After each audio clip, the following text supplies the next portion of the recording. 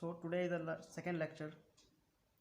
In the first lecture, we have discussed about geocentric theory, heliocentric theory. हमने टाइको का work देखा, कैसे टाइको के वर्क को यूज करके केपलर ने अपने लॉज पब्लिश किए.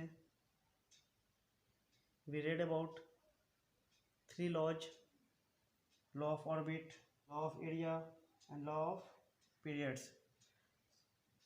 Today in this lecture, I will discuss the first law of Kepler in broad sense. So let's start. So law of orbit, what it says? The law of orbit says each planet revolves around the sun in an elliptical orbit. Planet sun के चारों ओर घूमते हैं elliptical orbit में. सन कहाँ पे होगा? Elliptical path के एक फोकस पे होगा. सो इस थ्योरी को समझने के लिए हमें कुछ बेसिक टर्म समझना जरूरी है. तो प्लैनेट तो आप जानते हैं, there are 9 planets. Planets revolve around the sun. You know sun. You don't know elliptical. You don't know orbit. You don't know focus. So let me explain one by one. Let's begin with orbit. Path on which a body, particle moves. अगर एक body circle के चारों ओर घूम रहा है, ठीक है, कोई बॉडी है, ये चारों ओर अगर घूम रहा है,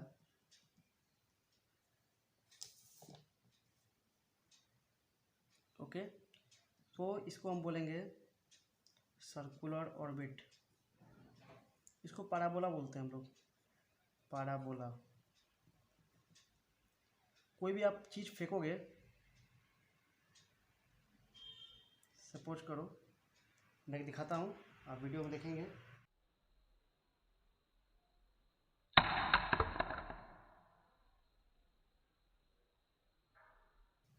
सो ये जो मैंने फेंका, ये कैसे गया? ऐसे. ये जो पाथ इसने फॉलो किया, आप कोई भी स्टोन फेंकोगे, कुछ भी फेंको अपने हाथ में, जो भी अभी आपके पास पेन का अगर कैप है, आप उसे फेंक कर देखो, तो आप देखोगे को जो पाथ फॉलो कर रहा है उसे हम पैराबोलिक पाथ बोलते हैं. So this is parabola. So the path is, और कोई पार्टिकल यहाँ यहाँ यहाँ यहाँ यहाँ ऐसे जा रहा है, इसको बोलते हैं पैराबोलिक पाथ और ऑर्बिट. ये कोई पार्टिकल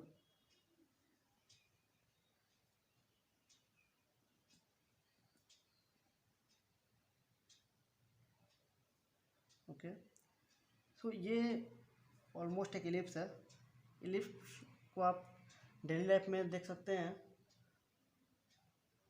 जो एग होता है, एग जो हम लोग खाते हैं, अंडा, वो ऑलमोस्ट इलिप्टिकल होता है. सो यहाँ पर सर्कल का एक सेंटर होता है, बट इलिप्स के 2 सेंटर होते हैं, उन्हें हम फोकस बोलते हैं. क्या बोलते हैं? फोकस.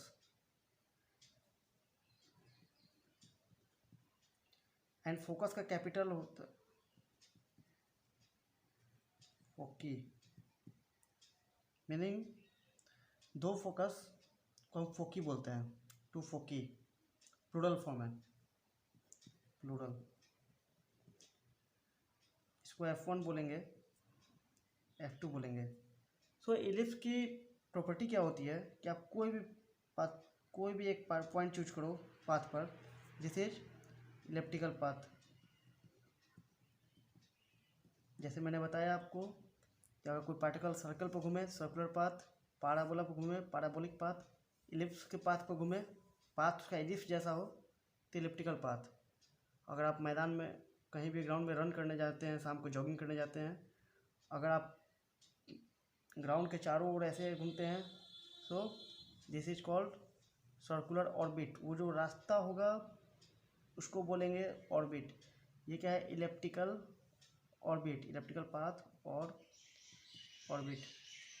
नाउ सो इलिप्स की प्रॉपर्टी, इसकी क्या प्रॉपर्टी होती है कि कहीं भी आप पेरीफेरी से कहीं भी एक लाइन ड्रॉ करो, ये लाइन, ये लाइन, ये लाइन, ये आपको हमेशा इक्वल मिलेगा। इसको हम रेडियस बोलते हैं, ऑलवेज इक्वल। इलिप्स की खासियत क्या होती है? कोई भी आप पॉइंट चूज करो और ये डिस्टेंस आप r1 सपोज करो और ये डिस्टेंस r2, तो r1 plus r2 always constant. ये मैं आपको एक्स्ट्रा बता रहा हूँ।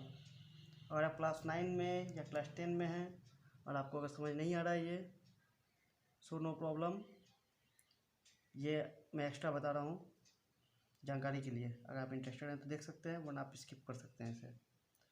Always constant, okay. सो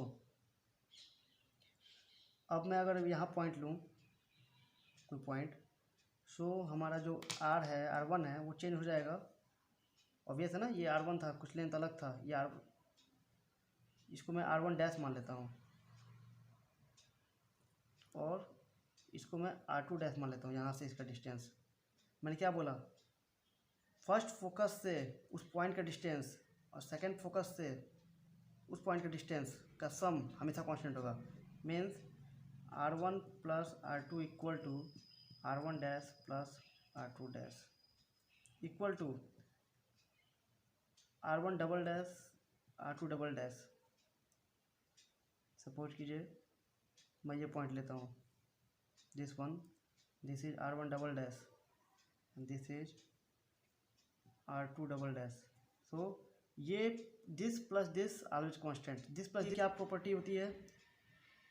पहली प्रॉपर्टी, इलिप्स में दो फोकस होते हैं, इलिप्स में दो फोकस होते हैं। सेकंड प्रॉपर्टी, कोई भी पॉइंट अगर हम इलिप्स के पाथ पे, इलिप्टिकल पाथ से कोई भी एक पॉइंट चूज करते हैं और उसको दोनों फोकस से मिलाते हैं और वो डिस्टेंस r1 और r2 मानते हैं, तो r1 plus r2 always constant होगा।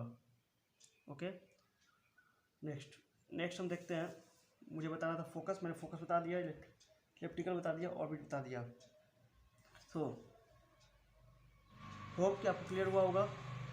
Law of orbit, what does it mean? Each planet revolves around the sun in an elliptical orbit with the sun at one focus of elliptical path।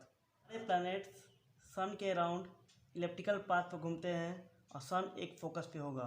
आप repeat करें इसे, सारे planets सन के around elliptical path पर घूमते हैं और ellipse के दो फोकस में एक फोकस पे होगा। किस फोकस पे होगा? We don't know. ओके, सारे प्लैनेट कहाँ घूमते हैं? इलिप्टिकल पाथ पे। सन कहाँ पे होगा? एक फोकस पे होगा। ओके, एक मैंने बताया r1, एक कोई पॉइंट चूज किया, पॉइंट ए, सो ए से f1 की दूरी और ए से f2 की दूरी दोनों को जोड़ेंगे तो मुझे कुछ वैल्यू मिलेगी।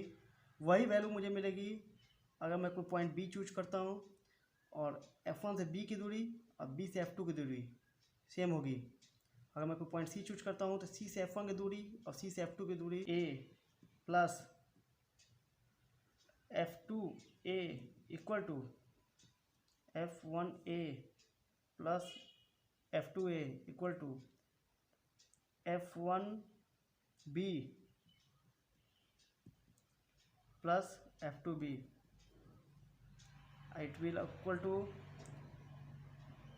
f1c, वही कोई और पॉइंट चूज करेंगे, f1c plus f2c, f1c plus f2c। Hope you get it. See you in next video. Thank you.